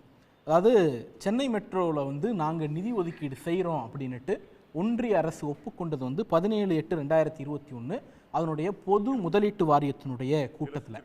அந்த கூட்டத்தில் எடுக்கப்பட்ட முடிவின் அடிப்படையில் தமிழ்நாடு அரசு இதற்கு கொடுக்க வேண்டிய பங்குத்தொகை அப்படிங்கிறது 7424 கோடி ரூபா. அது தமிழ்நாடு அரசினுடைய கடனையும் சேர்த்து மொத்தமாக 7424 கோடி ரூபா கொடுக்கணும். ஆனால் இதுவரைக்கும் தமிழ்நாடு அரசு 11,762 கோடி ரூபாயை தன்னுடைய நிதியிலிருந்து செலவு செய்திருக்கிறது. அதாவது பொது முதலீட்டு வாரிய கூட்டத்தில் தமிழ்நாடு அரசினுடைய பங்காக நிர்ணயிக்கப்பட்ட தொகையை விட ஏறக்குறைய 2 பங்கு தமிழ்நாடு அரசு செலவு பண்ணியிருக்கு. இன்னொரு பக்கம் ஒரு 6800 கோடி ரூபா வெளிப்பகுதியிலிருந்து கடன் வாங்கி இதில் செலவு பண்ணியிருக்கிறோம். இப்போது இந்த நிலை வந்து மற்ற மாநிலங்களுக்கு இருக்கா அப்படின்னு கேட்டால் இல்லை. மகாராஷ்டிரா மெட்ரோ ஃபேஸ் 3 தமிழ்நாட்டில் 2 தான். அவங்க ஃபேஸ் 3க்கு போயிட்டாங்க. அந்த ஃபேஸ் 3க்கு ஒட்டுமொத்தமாக இனிஷியல் பட்ஜெட் வந்து 24,000 கோடி. அதுக்கு ஒன்றிய அரசு கொடுக்கிறேன்னு சொன்னது 16,500 கோடி. மாநில அரசினுடைய பங்கு பாக்கி இருக்கக்கூடிய 8,000 கோடி. ஆனால் இதுவரைக்கும் ஒன்றிய அரசு கொடுத்தது இனிஷியல் பட்ஜெட்டை விட கூடுதல். அதாவது தன்னுடைய பங்கு தொகை, மாநில அரசு கொடுக்க வேண்டிய பங்கு எல்லாத்தையும் சேர்த்து இவங்களே கொடுத்துட்டாங்க. 25,154 கோடி ரூபாய் இது வரைக்கும் கொடுத்துருக்காங்க. அப்போ மகாராஷ்டிராவுக்குன்னு இருந்தா உங்களுடைய பங்கு தொகையையும் மாநில அரசுடைய பங்கு தொகையையும் விட கூடுதலான நிதியை நீங்க கொடுப்பீங்க. தமிழ்நாட்டிற்கு மாநில அரசே செலவு பண்ணணும்னு ஒரு நெருக்கடியை உருவாக்குவீங்க அப்படின்னா நீங்க கேட்குறீங்கல்ல பிரிவினையை தூண்டாத, ஒருமைப்பாட்டுக்கு குந்தகம் விட வச்சிரும் அப்படின்னு கேட்குறீங்கல்ல, பிரிவினையை தூண்டுவது பாஜக தான். பாஜக வந்து மகாராஷ்டிராவை வந்து ஒரு தாயுள்ளத்தோடு அணுகிவிட்டு தமிழ்நாட்டை வந்து யாரோ எல்லாம் எப்போ எக்கேடு கெட்டு போனா போ, எக்கேடு செத்து போனா போ அப்படின்னு விரட்டி விடுகிற இந்த மனப்பான்புக்கு தான் நீங்க சொல்ற மாதிரி பிரிவினையை தூண்டுவது. மற்றபடி நாங்கள் கேட்கிறது உரிமை, எங்களுக்கு ஏன் நிதி கொடுக்கலன்னு கேட்கறது உரிமை. சரி, மகாராஷ்டிராக்கு தான் இந்த நிலைமையான்னு கேட்டா இல்ல. உத்தரப்பிரதேசத்துக்கு 43,000 கோடி, ஆக்ராவுக்கு 1913 கோடி, டெல்லிக்கு 3,300 கோடி, அகமதாபாத்துக்கு 2,600 கோடி, சூரத்துக்கு தனியாக ஒரு 4,000 கோடி, ரெண்டுமே குஜராத்தில். அதே போல கான்பூருக்கு, மும்பைக்கு, பெங்களூருக்கு எல்லாம் பல ஆயிரம் கோடிகளை ஒதுக்கி இருக்கிறாங்க. கடந்த ஒரு 10-15 நாட்களுக்கு முன்பு கோயம்புத்தூர்ல ஒரு சம்பவம் நடந்துச்சு, ஜிஎஸ்டி தொடர்பாக அன்னபூர்ணா விவகாரம். அதற்கு அடுத்து நிர்மலா சீதாராமன் அவர்கள் பேட்டி கொடுக்கும்போது பத்திரிகையாளர்களுடைய கேள்வி வந்து இந்த மாதிரி மெட்ரோவுக்கு நீங்க காசே கொடுக்கலன்னு கேட்டதுக்கு, மெட்ரோவுக்கு மாநில அரசு தன்னுடைய நிதியிலிருந்தே செய்து கொள்வதாக சொன்னது, அதனால நாங்க கொடுக்க வேண்டிய அவசியம் இல்லை அப்படின்னு அந்த அம்மா ஓப்பன் பிரஸ்ல தமிழ்நாட்டு மக்களுக்கு சொன்னாங்க. இது ஒரு அப்பட்டமான, கொஞ்சமும் உண்மையற்ற, அடிப்படை நாகரிகமற்ற பொய். ஏன் அப்படின்னா இதே விஷயத்தை நாடாளுமன்றத்தில் எழுப்பியிருக்கோம். பத்திரிகையாளர் கேட்டாங்கல்ல ஏமா மெட்ரோவுக்கு நிதி கொடுக்கல அப்படின்ட்டு, இதே கேள்வியை நாடாளுமன்றத்தில் எங்களுடைய எம்பி தயாநிதி மாறன் எழுப்பியிருக்கிறார், எங்களுடைய எம்பி வில்சன் எழுப்பியிருக்கிறார். போன கவர்மெண்ட்ல, அதாவது இந்த தேர்தலுக்கு முன்னாடி எழுப்பியிருக்கிறோம், தேர்தலுக்கு பின்னாடி எழுப்பியிருக்கிறோம், ஜூலை 2024 எழுப்பியிருக்கிறோம். கடைசியா 17/9/2024 இந்த அம்மையார் நிர்மலா சீதாராமன் அவருக்கு கீழே வேலை பார்க்கக்கூடிய MOS finance ministry Pankaj Chaudhary ஒரு லெட்டர் எழுதுறாரு திரு எம்பி திரு வில்சன் அவர்களுக்கு. அதுல இது வந்து ஹைலி ரொம்ப அதிகமான செலவு பிடிக்கக்கூடிய திட்டமா இருக்கிறதுனால இதுக்கு நாங்க வந்து பொறுமையா தான் நிதி கொடுப்போம் அப்படின்னு தான் சொல்றாரு. இது வந்து நீங்க நிதியில செயல்படுத்துறேன்னு சொன்னீங்கன்னு அவர் தன்னுடைய கடிதத்தில் சொல்லல. மாநில அரசு சொந்த நிதியிலிருந்து செயல்படுத்திக் கொள்வதாக சொன்னதாக நாடாளுமன்றத்தில் அந்த அம்மா ஒரு இடத்துலையும் சொல்லல. நாடாளுமன்றத்தில் கேள்வி எழுப்பப்பட்ட போது அதற்கு வாயை மூடி மௌனமாக இருந்துட்டு நீங்க பப்ளிக்ல வந்து சொல்றீங்கன்னா பப்ளிக்ல யாரும் எதிர்த்து கேள்வி கேட்க மாட்டாங்க. பார்லிமெண்ட்ல போய் சொன்னா சொல்றேன், ஆதாரத்தை கொடுக்குறேன் சார், வெயிட் பண்ணுங்க. ஆதாரத்தோட தான் வரேன், நான் பாஜக காரன் கிடையாது, நான் சங்கி கிடையாது. என் கையில இருக்கிறது வந்து RTI டாக்குமெண்ட். இந்த RTI டாக்குமெண்ட்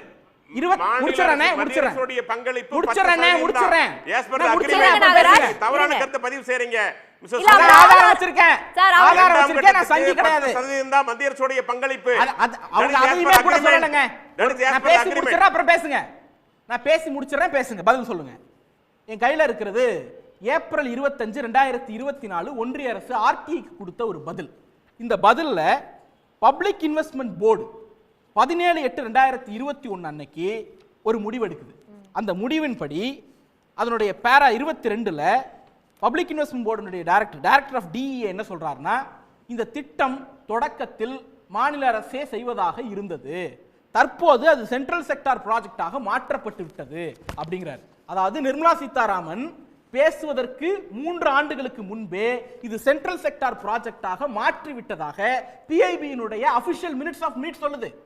ஆனா இங்க வந்து ஓபன் பிரஸ் கூட்டி வச்சிட்டு அம்மையார் நிர்மலா சீதாராமன் அவர்கள் வெளிப்படையான ஒரு பொய்யை இது ஸ்டேட் செக்டார் ப்ராஜெக்டாகவே மாநில அரசே செய்வதாக இருந்தது.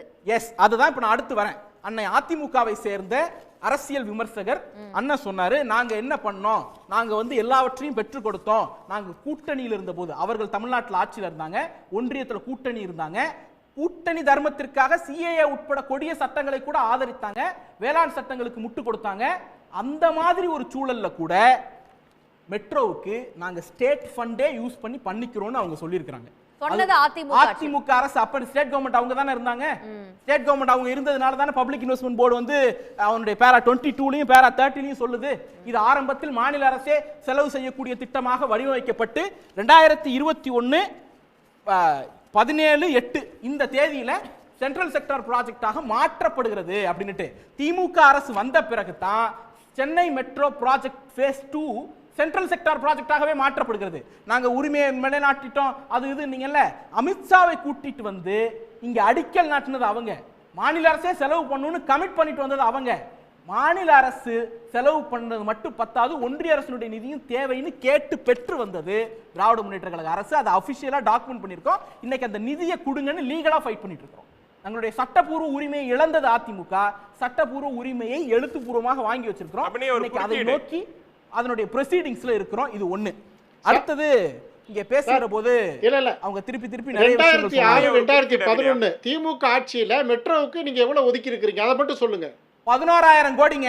11,000 கோடி ஒதுக்கி 2011 வரைக்கும் ஒரு நிமிஷம் எவ்வளவு ஒதுக்கி இருக்கீங்க? நான் கேக்குறது மெட்ரோ ரயில் ஃபேஸ் 2க்கு நீங்களே செலவு பண்றேன்னு ஏங்க எழுதி கொடுத்து அடமானம் வச்சுட்டு வந்தீங்கன்னு கேக்குறேன்.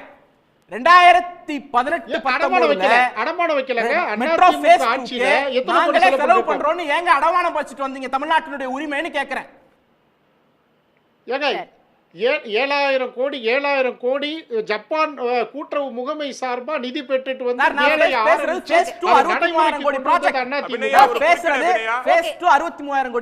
இன்னும் 2-3 பதில் சொல்லணும். நிறைய முடிச்சிடுறேன். அப்புறம் பதில் சொல்லுங்க. நீங்க உங்க நேரம் இருக்கு. ஒரு நிமிஷத்துல முடிங்க. ஆமா இல்ல அவங்க நாங்க வந்து உரிமைகளை அடவு வச்சிட்டோம் அப்படி இப்படி அப்படிலாம் சொன்னாங்க. இந்த பட்ஜெட்ல அவங்க ஏடிஎம்கே காலத்துல தமிழ்நாடு அரசுடைய பட்ஜெட்ல ஜிஎஸ்டி நிலுவைத் தொகை எவ்வளவு இருக்குன்னே குறிப்பிடாம பட்ஜெட் போட்டவர்கள் அவர்கள். இவ்வளவு பேசுறோம்ல, தமிழ்நாடுங்கிற வார்த்தையே புறக்கணிக்கப்பட்டிருக்குன்னு தமிழ்நாடு முழுக்க இன்னைக்கு திமுக போராட்டம் பண்ணியிருக்கிறது. இங்க இருக்கக்கூடிய எடப்பாடி பழனிசாமி ஆமா தமிழ்நாடு புறக்கணிக்கப்பட்டிருக்குன்னு அறிக்கை கொடுத்தார். நாடாளுமன்றத்தில் தம்பிதுரை என்ன பேசினார் தெரியுமா? இது எல்லா தரப்பையும் உள்ளடக்கிய பட்ஜெட், இது நல்ல வெல்ஃபேர் பட்ஜெட் அப்படின்னு இந்த பட்ஜெட்டுக்கு சாமரம் வீசிய கட்சி அதிமுக. இன்னொன்னு அவங்க வந்து மெட்ரோ பத்தி பேசுறாங்க. மெட்ரோ திட்டமே கூடாது, மோனோ திட்டம் தான் வேணும்னு கேட்டவங்க. இலங்கையில வந்து மீனவர்கள் பாதிக்கப்படுறாங்கங்கறாங்கல. இந்த தாக்குதல் மிக அதிகப்படியாக சட்டப்படியா அதிக பெனால்டி போடுறது, அதிக சிறைவாசம் வைக்கிறதெல்லாம் எப்ப? 2018 இலங்கை மீன்பிடி தடை சட்டம் வந்த பிறகு. 2018 இலங்கை மீன்பிடி தடை சட்டத்தை நிறைவேற்றக்கூடாது என்கிற அழுத்தத்தை இந்திய அரசாங்கம் கொடுக்கணும்னு ஒரே ஒரு முறையாவது எடப்பாடி பழனிசாமி அவருடைய ஆட்சி காலத்தில் கேட்டிருப்பாரா? ஏன் கேட்கல? அப்பெல்லாம் கோட்டை விட்டுட்டு இப்போ வந்து பேசுறீங்கன்னா அது என்ன நியாயம்? இன்னொன்னு அவங்க வந்து அண்ணன் பேசும்போது சொன்னாரு, இது 32 மாநிலங்கள் ஏத்துக்கிட்டாங்க, நீங்க ஏத்துக்கல. இந்திய வந்து அலுவல் மொழி சட்டத்திலிருந்து எக்ஸப்ட் தமிழ்நாடுன்னு நாங்க மட்டும் தான் வாங்கி வச்சிருக்கோம், 32 மாநிலங்கள் வாங்கி வைக்கல. நீங்க சொல்லக்கூடிய அந்த 32 மாநிலத்தை விடவும் நீங்க சொல்லக்கூடிய எல்லா கல்வி இண்டிகேட்டர்லயும் எஸ்எஸ்ஏவனுடைய 20 இண்டிகேட்டர்ல 19 இண்டிகேட்டர்ல நாங்க தான் முதன்மையா இருக்கிறோம். அந்த 32 மாநிலங்கள் முதன்மையா இல்ல. உண்மையிலேயே கல்வி வளர்ச்சி வேணும்னா தமிழ்நாட்டினுடைய மாடலை அந்த 32 மாநிலங்களை ஃபாலோ பண்ண சொல்லுங்க. பின்தங்கி இருக்கக்கூடிய மாநிலங்களுடைய மாடலை ஃபாலோ பண்ணணும்னு தமிழ்நாட்டுக்கு எந்த தலைவிதியும் கிடையாது அப்படிங்கறதையும் சொல்லணும். இன்னொன்னு சிபிஎஸ்இ இருமொழி கொள்கைன்னு பேசுறாங்கல்ல, இவர்களுடைய கட்டுப்பாட்டில் இருக்கக்கூடிய ஒன்றிய அரசுடைய கல்வி திட்டத்தில் செயல்படக்கூடிய என்இபி அமல்படுத்தப்பட்ட இவங்க கேந்திர வித்யாலயா பள்ளிகள்ல என்ன நிலைமை? ஆர்டி 2021 போடப்பட்ட ஆர்டி படி ஹிந்தி ஆசிரியர்கள் தமிழ்நாட்டில் 109 பேர் இருக்கிறாங்க. சமஸ்கிருத ஆசிரியர்கள் 53 பேர் இருக்கிறாங்க. தமிழ் ஆசிரியர்கள் ஒருத்தர் கூட கிடையாது. 6ஆம் வகுப்புல இருந்து 8ஆம் வகுப்பு வரைக்கும் ஹிந்தி கம்பல்சரி, சமஸ்கிருதம் கம்பல்சரி, தமிழ் கம்பல்சரி இல்ல. முதல்ல தமிழை வந்து கேந்திர வித்யாலயால பள்ளிக்கூடத்தில் சொல்லி கொடுத்துட்டு வந்து எங்களுக்கு ஹிந்தி பத்தி பாடம் எடுங்க. உங்களுடைய பால்காரரும் உங்க வீட்டுக்கு வரக்கூடிய வேலையாலும் ஹிந்தியில பேசுறாருங்கிறதுக்காக நான் ஹிந்தி கத்துக்கணும்னு அவசியம் கிடையாது. அப்படி நீங்க கத்துக்கணும்னா உங்களுடைய தாழ்வு மனப்பான்மையுடைய வெளிப்பாடு, உங்களுடைய அடிமை சிந்தனையுடைய வெளிப்பாடு, எங்க வெளிப்பாடு கிடையாது. ஓகே, திரு ஸ்ரீனிவாசன் 30 செகண்ட்ஸ். இல்ல, அதாவது பாஜக பொறுத்தவரையும் ஒன்றிய அரசை பொறுத்தவரையும் தமிழ்நாட்டுக்கு இயற்கை பேரிடர்களில் கூட இப்போ நான் சமீபத்தில் நடந்த திருநெல்வேலி இந்த புயல் சேதாரங்களை கூட அவங்க வந்து மனசில் வச்சுக்கல. அப்போ தமிழ்நாடு வந்து பாஜகவினுடைய வளர்ச்சியை, கட்சியோட வளர்ச்சியை வைத்து தான் தமிழ்நாட்டுக்கு நிதி ஒதுக்கின முடிவுக்கு அவங்க இருக்கிறாங்க. அப்போ எந்த, அதாவது மாற்றான் தாய் மனப்பான்மை தான் பாஜக அரசு செய்யுது, எந்த மாற்று கருத்தும் இல்லை. ஓகே, உங்களோட கன்க்ளூஷன் எடுத்துக்கிறேன். திரு பாலச்சந்திரன், உங்களுடைய இறுதி பார்வை 30 செகண்ட் சார் ப்ளீஸ். நான் முதல்ல சொன்ன அதே பார்வை தாங்க. இது வந்து இவங்க வந்து அரசியல் விளையாடுறது. எதில் விளையாடணும்? அரசியல் ஒரு வளர்ச்சி திட்டங்களில் வந்து அரசியல் விளையாடக்கூடாது, மக்களுடைய வாழ்வாதாரத்தில் அரசியல் விளையாடக்கூடாது. அப்படிலாம் அரசியல் விளையாண்டுட்டு இருக்காங்க பாஜக. This is a war against the Tamil community, not against DMK. அதை நம்ம எல்லாரும் தெளிவாக புரிஞ்சுக்கணும். அதிமுகவுடைய நண்பர் இருக்காரு, பிஜேபியோட நண்பர் இருக்காரு, நம்ம எல்லாரும் தமிழர்கள், நம்ம எல்லாரும் சேர்ந்து குரல் கொடுக்கணும் தமிழ்நாட்டுடைய நலனுக்கு. ஓகே, பங்கு கொண்ட விருந்தினர்களுக்கும் பார்த்த நேயர்களுக்கும் நன்றி. இத்துடன் கேள்விக்களம் நிறைவு பெறுகிறது. மற்றொரு நிகழ்ச்சியில் சந்திப்போம்.